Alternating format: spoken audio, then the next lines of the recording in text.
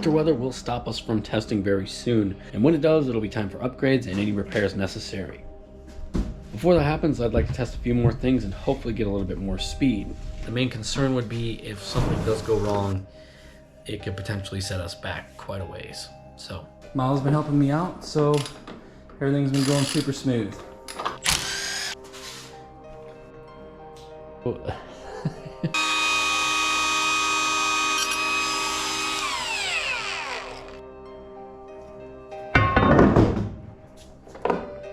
Testing again here today, and I got a whole bunch of different modifications that we have done. Bored out steering nozzle, ride plate reshimmed, pump tunnel resealed, and a pump, whatever it's called, kit in the intake grate. Okay, pump whatever it's called kit. All right, sick. Seems like there was more done than that. That's just because I ended up finding some water in the pump and fully rebuilt the pump because we don't want anything weird to happen while we're out here today. So that's it. Let's get out there. Oh yeah.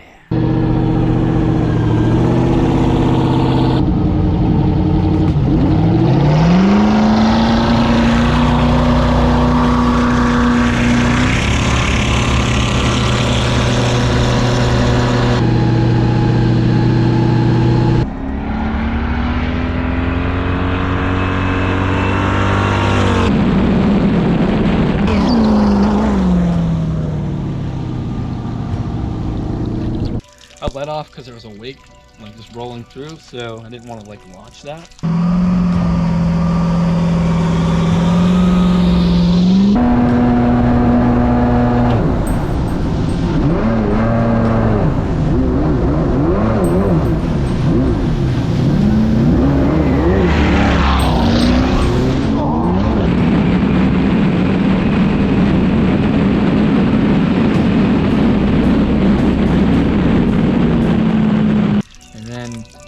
We're out the river trying to get some smooth water. Okay.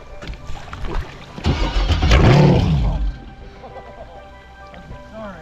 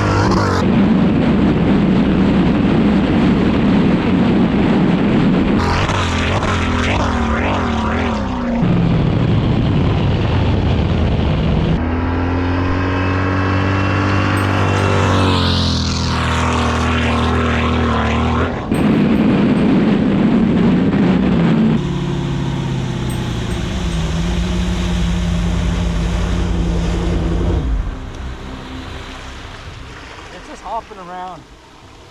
Okay. I'm gonna try to wait for it to die down and then we'll run it again.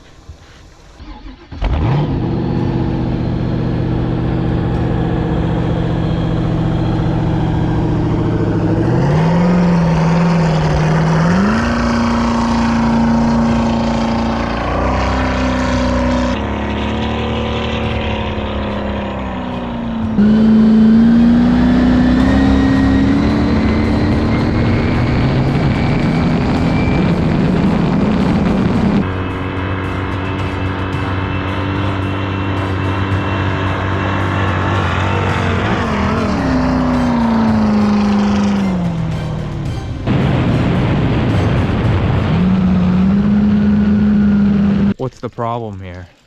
Just the problem is it's bouncing a lot. So I don't like the shims on the ride plate. So what we're gonna do, take them off, give it another try. Okay.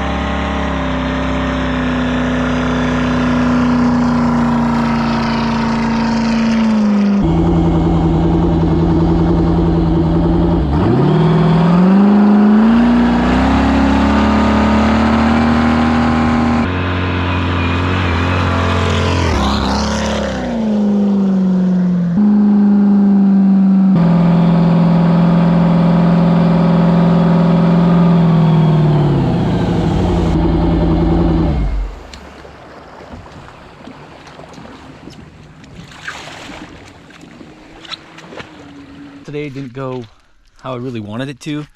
The numbers kind of sucked, really, because it was bouncing all over the place. Now it's so late in the year that it's really cold. So if somebody does fly into the water, it's we need like better wetsuits and crap. That's it. Done for the year.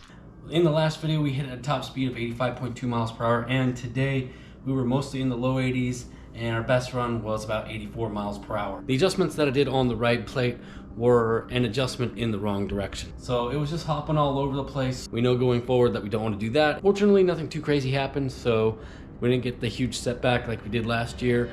You may notice that I'm sitting on top of the top half of it in my living room because we've already started disassembling this thing.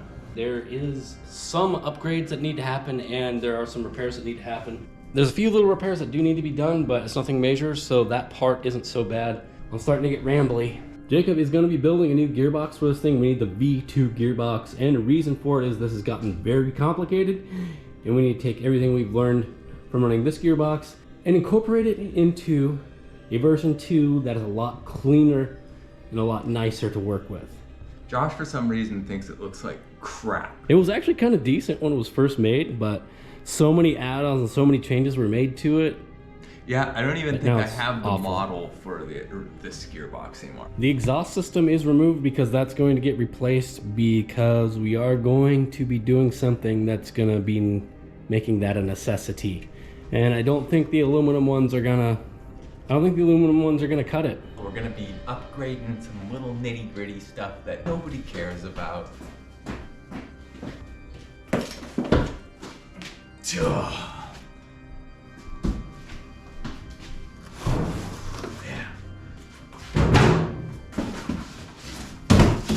Muscle tone. Yeah, exactly right.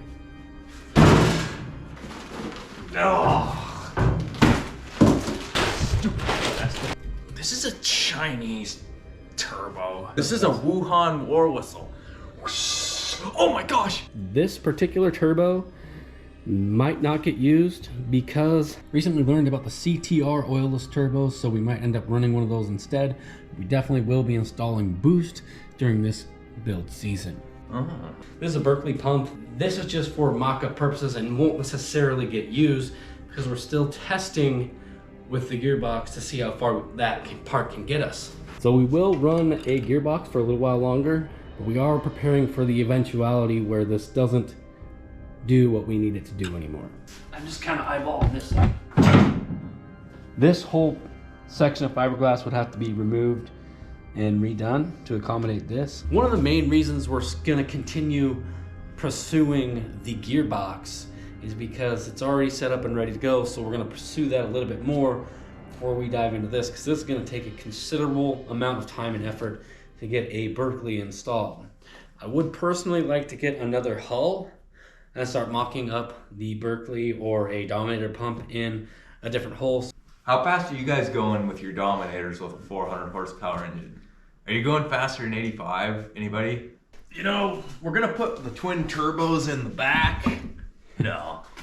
I guess there is a spot there, but It would be a pain in the butt to put it there. I think it would be like right here. I guess there is room for twins, Yeah? sort of. Be a real pain. Yeah, that's later on. Yeah. All right. Let's bring it in and we'll see how it will sit in the hull. Yeah. Like that. Would there be room for another one? Of course there's room for two. After we get that factory Yamaha money, it's gonna be a whole new build. Check out the V8 JetSki playlist that we linked right here. It has all the videos and it'll play them in order. Good way to catch up on the V8 JetSki videos because there's a lot going on with this build and you probably might want to see some of the videos about it. Absolutely. Don't miss it, or your life is gonna be incomplete.